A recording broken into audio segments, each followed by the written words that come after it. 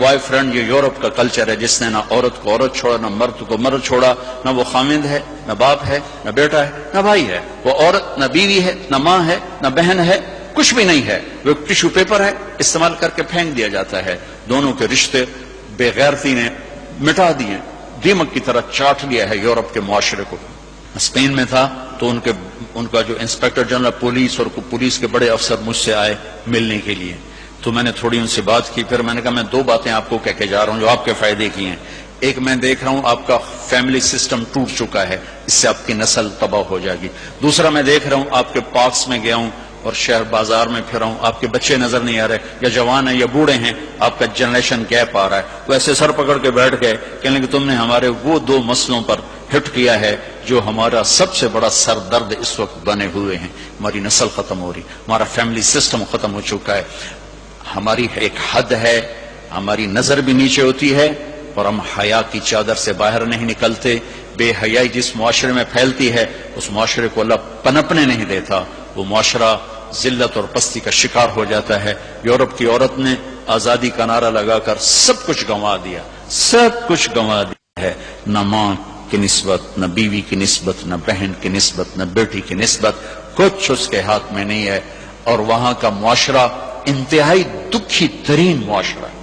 تو میرے عزیزو، اب ہمارے اگر حکمران چاہتے تو الگ الگ یونیورسٹیاں آرام سے بن سکتی تھیں، کوئی بڑا مسئلہ نہیں تھا، لیکن شاید کسی کو بھی یہ شعور نہیں ہے کہ میرے اللہ نے کتنی احتیاط کے ساتھ عورت کو عزت دی ہے، اور اس کی عزت کی حفاظت کے لیے کیا کیا قانون بنائے ہیں، کیا کیا اس کے لیے خوبصورت طرز زندگی عطا فرمایا ہے۔ لیکن ہم یورپ کے پیچھے پاگلوں کی طرح بھاگ رہے ہیں، اور اس کو ہم اپنی زندگی سمجھ رہے ہیں۔ ایک اس موبائل نے فحاشی کو بہت زیادہ دیا ہے، بہت زیادہ پروموٹ کیا، اس سے آپ اپنی فائدے کی چیز اٹھاؤ، لیکن اپنے اخلاق کو برباد نہ کرو، اپنی آنکھوں کو برباد نہ کرو، کہ سب سے زیادہ دل کی سختی ان آنکھوں سے آتی ہے، ان آنکھوں سے آتی ہے۔ جب آنکھ غلط دیکھتی ہے تو دل کی زمین بنجر ہو جاتی، ویران ہو جاتی۔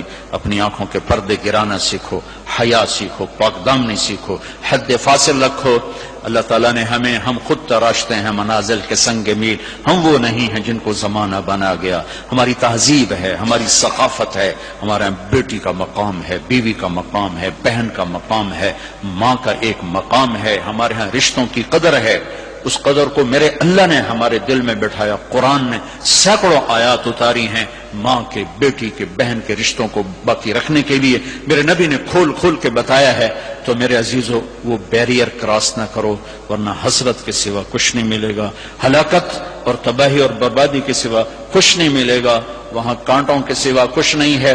میرے نبی کی خوبصورت زندگی میں سارے پھول کھلے ہوئے ہیں اور اس سے باہر کانٹے ہی کانٹے ہیں۔ جو جائے گا دامن بھی تار کرے گا اور اپنے آپ کو بھی لہو لہان کرے گا، اور حسرتوں کی موت مر کر مٹی کی چادر اوڑھ کر ایسا بے نام و نشان ہوگا کہ کوئی نہ فاتحہ پڑھنے والا ہوگا، نہ کوئی دعا کرنے والا ہوگا۔